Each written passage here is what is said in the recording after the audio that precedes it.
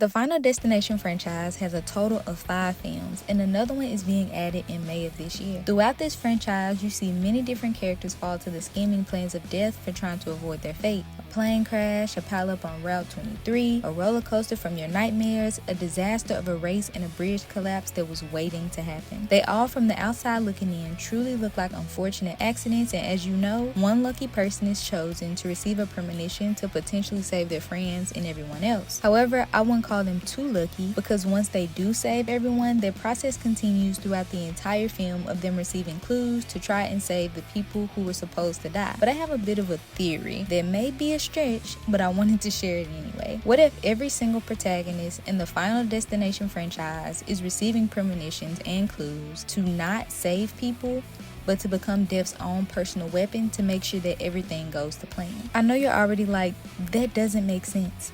But let me go a bit more in depth on my theory. Major spoilers ahead for Final Destination released in 2000, so if you haven't seen that film, you might want to come back to this video once you have.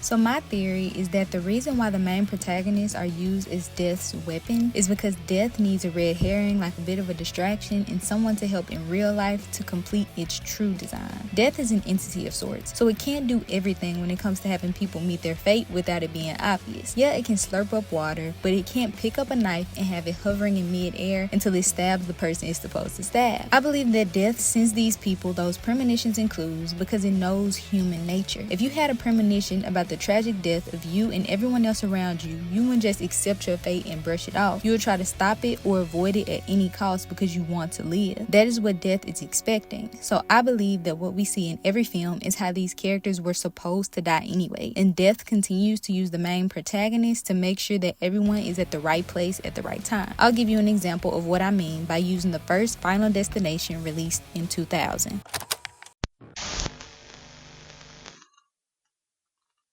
Let's start after the premonition. You see that once the premonition is over, he immediately hops up from his seat and screams the plane is going to crash. He causes an unexpected disruption, and him and the other characters that we follow throughout the film get off the plane. Everyone's saying, yeah, whatever, especially because he was nervous before and they were upset until the plane actually exploded. Now we see that in the premonition, the plane explodes because of a malfunction causing flammable fluids to leak, causing it to blow up. But of course we find this out later in the film and not when it happens. I will say that because of my lack of knowledge on how inspections work for airplanes, I don't know if my research is 100% correct, but before planes take off for flight, they go through an inspection by the pilot, like checking to make sure everything is running smoothly as they start up the plane to make sure it's okay to fly. However, it's also the pilot's responsibility to make sure that no mess is going on the plane. So what if during Alex's outburst, the pilot got distracted and missed a very important error alert during his preparation to fly, causing him to fly the plane, which leads to it exploding. And this leads to the events and deaths of every character still alive exactly how it was supposed to happen. What if Alex had brushed it off and didn't cause a scene, aka a distraction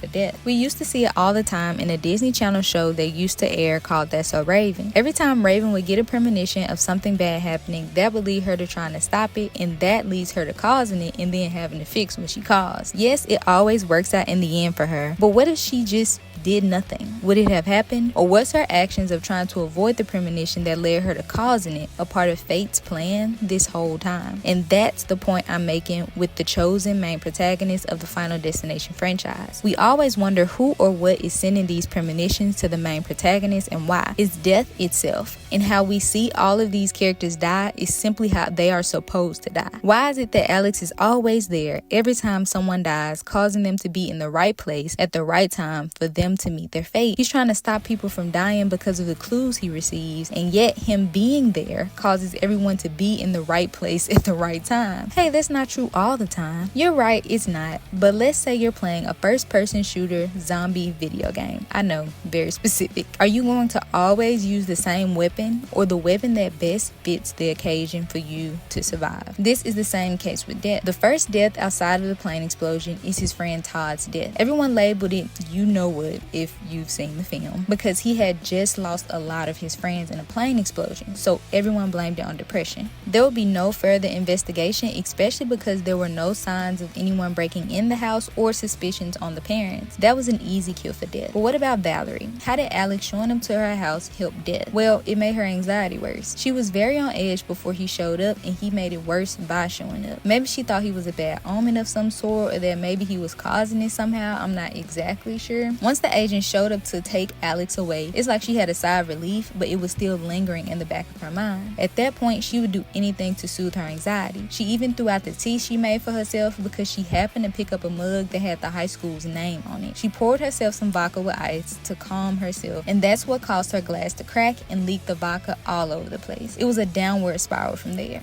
But what if Alex hadn't showed up and decided to stay at home? Would she have noticed the vodka leaking? Would she have been a bit more calm about grabbing the mug and deciding to keep the tea instead? We can even talk about when it came to Death going after Clear. Alex sat in a cabin for a long time to avoid Death because he thought he was next on the list, but he left once he found out that Clear was next. But why didn't Death just kill Clear when Alex wasn't around? Why did Death need Alex to be there for it to finally make an attempt to kill Clear? And why did Death wait until Alex figured it out to do so? I don't think it's a coincidence. Alex is quite literally a red herring and distraction for Death. His actions move everything right into place for Death's true design, and not the one shown in the premonition. There are a lot of holes in my theory if you look hard enough though. This was just a fun video for me to make after thinking about the Final Destination franchise and how the main protagonist who gets the premonition and clues is always there when everyone dies, especially since a new one is coming out soon. What do you think about my theory? Did I miss anything? Let me know what you think below, and remember to keep it kind. Thank y'all so much for watching. Peace.